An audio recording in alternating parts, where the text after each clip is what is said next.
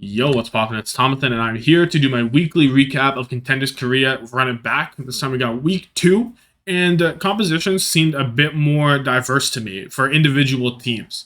You got more counter comping and less, oh, we're good at this comp, so we're going to run it, and we'll see if it works kind of thing, which made some more interesting gameplay. And it's just more interesting to see, like, oh, these guys are running this because of this or whatever reason. And that's how you want metas to develop. You want that kind of diversity. So anyway, starting off with the first match, Poker Face versus SLT. Poker Face ended up winning 3-1 after losing a Winston mirror on Lijiang. They bring in Peppy to play a Sojourn Tracer, Sigma, Brig, and either BAP or Zen comp, which no other team really defaults to, but it feels like this is what Poker Face really strives on. And they're the only team that kind of just run it as not a counter comp, but just as their comp, especially on maps that aren't like Circuit Royale or Junkertown. Like they're running it on Paraíso, Dorado, Esperanza. They did play some horse, not as much on Esperanza. They also play it on like Ike and well, they do play it on Junkertown because of course they do. But yeah, very interesting from Poker Face, seeing as they're the only team that does that. Throwing away the Kiriko takes a lot of like guts almost, because she is almost undisputably the best support character in the game. So to have a composition and to recognize, we don't really need the Kiriko here. We can get more value from outputting more damage and more pressure using our Zen or BAP. And the Brig pick is really interesting because I don't value Rally that much. So honestly, I don't know entirely why the Brig would be used rather than even just a Lucio to speed him around, or just like a Zen BAP in general. I guess you have good peel, but I don't know. SLT were playing a lot of Tracer and Genji, so I kind of see it, but it just feels a little awkward to see Brig, because I don't know what she really brings to the table. It's kind of hard to tell. But yeah, it also didn't help SLT that their carry Sad kind of got diffed by Proud after that first map pretty consistently.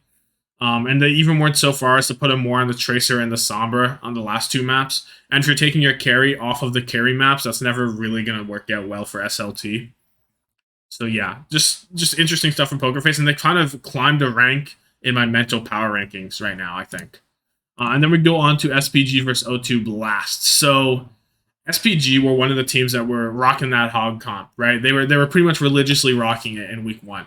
But now they're still rocking it. It's still, I would say, their default, but they are more willing to go over to the Winston or even into the Zarya in some case, which did not work out very well at all. But they are more willing to put 2U onto the Winston, and they're more saying, oh, Lijiang Tower, we can play more Winston here. It's not as good for the Hog, so even though 2U is not really a Winston player, the team will still benefit from playing the Winston there. So, I don't know, I like that. I do like still playing Hog. I think like only them and Panthera are really playing it as their main comp still. And they were the only ones doing it in the first place, really. But I don't know. It's just interesting to see what goes on there behind the scenes and see like why they change the composition over. But no matter what, it's O2 Blast. Jumba on the horse is just an immovable object. That's why even Tuyu was going over to the Zarya on Eichenwald B offense to try and dislodge him from the high ground, which doesn't work. Jumba just on the horse is insane. And O2's like you'd think, oh, they're just going to play Winston because they're so scaled. But no, Junban is just on the horse a lot of the time because it's good into Hog, it's good into Winston. It just, your tank doesn't get a lot more carry potential because all you can do is hit spears and hope. But like with how good Probe, he's saying Viper, anyone that comes in is playing, it's like it works for them and it works really damn well. And they do bring in Max to play some Sigma stuff on Route 66. Max even breaks out the Winston a little bit. So, it's O2 Blast against SPG. SPG do what they could, but not really in the end. And now we have Panthera against Team 815, the absolute 5-map barn burner that I didn't expect. I did not think this would go like this. I was watching it in stream. I've been watching like on stream, right, every day. Or not every day, but Monday, Tuesday, Wednesday, whenever the games are on. I was like, oh, this is going to be a 3-0 for Panthera. 815, haven't won a single map yet. And this turns into like the most banger match of the week. I don't know. So I don't know if the hog comp is just falling out of favor, or if 815 found a good way to counter it, or what's going on. But like Panthera were shifting around, by the way. They're not like they were spamming the hog comp. They were putting Protect on the Winston, on the Sigma, on the Yorisa, a variety of things. But like 815 really brought it to them. I don't really know how else to describe this other than like it just kind of happened. Like it wasn't like Panthera felt like they were playing bad or anything.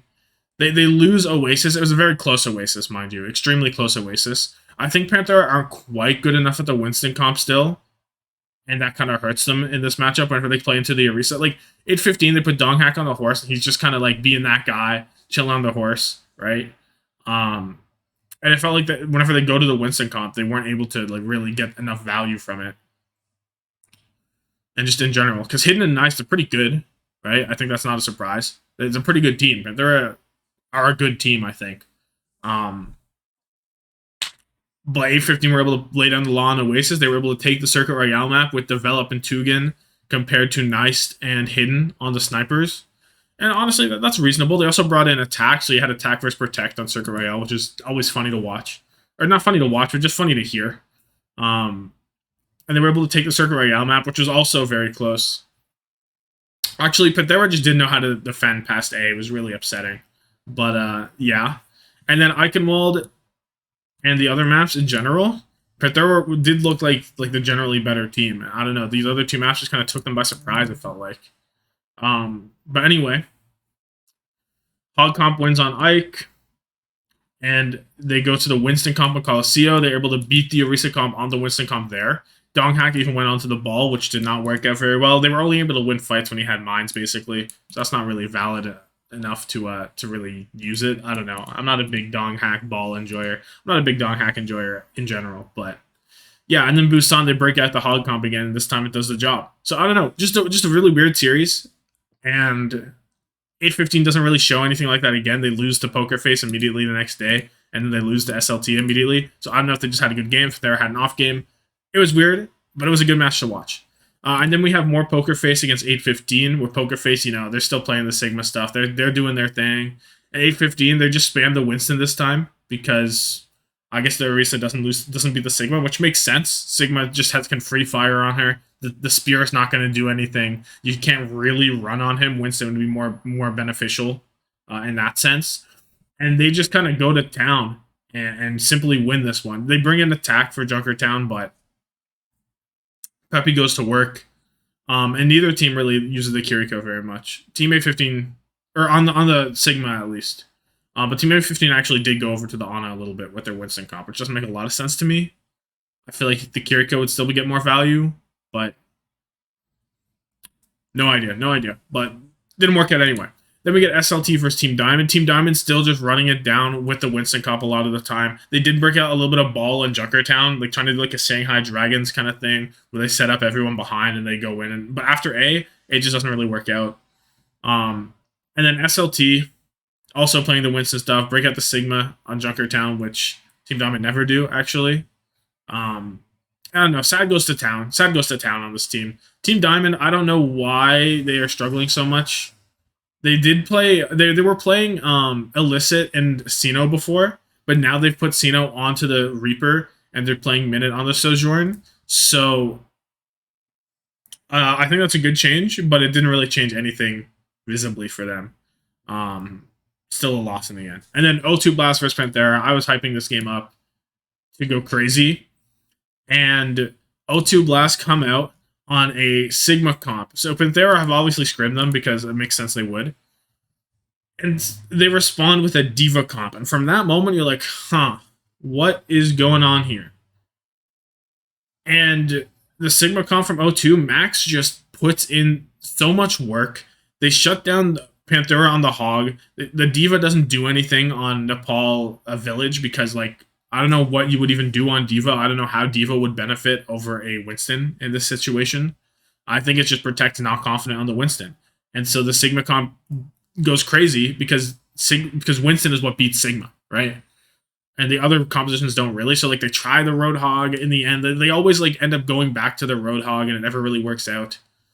And I don't know. It was just really sad. It was just really awkward. And then even moving on to Dorado, whenever O2 Blast stay on the Diva, Panthera stay on the Diva, they're just like, fuck it, we'll just play Zarya. And they just run it down on Zarya because bro's on Diva. And then he goes over to Hog, and they're like, okay, it's Dorado, so we're going to be playing Winston, but we can go to the Sigma towards the end. And I don't know. It was just like, O2 Blast knew everything Panthera wanted and more. Right? They just seemed better. They were well equipped for what Panthera was going to throw at them. They're so good. They can play so many different comps effectively. And they're just O2 plays basically every comp that's not Hog. They play the Sigma stuff, they play the Orisa stuff, they play the Winston stuff at an incredibly high level, so they don't play the Hog stuff at all. If Panthera weren't good enough at the Winston to combat it. Maybe we'll see whenever it comes to playoffs in 2 weeks what happens if Panthera does get better at the Winston. They will put up a fight then. But for now, O2 Blast decisively take this as a 3-0. Then you have SPG versus T1. SPG, again, Winston and Hog stuff, mostly Hog like centric. And this was T1's only match this week, which is a little weird because they're playing 3 week 1 and 3 week 2 and just 1 this week, and I don't know what was going on there.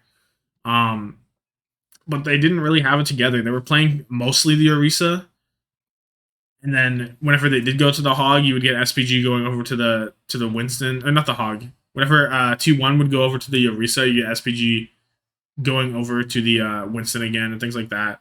And I don't know, Alien didn't have a particularly great game.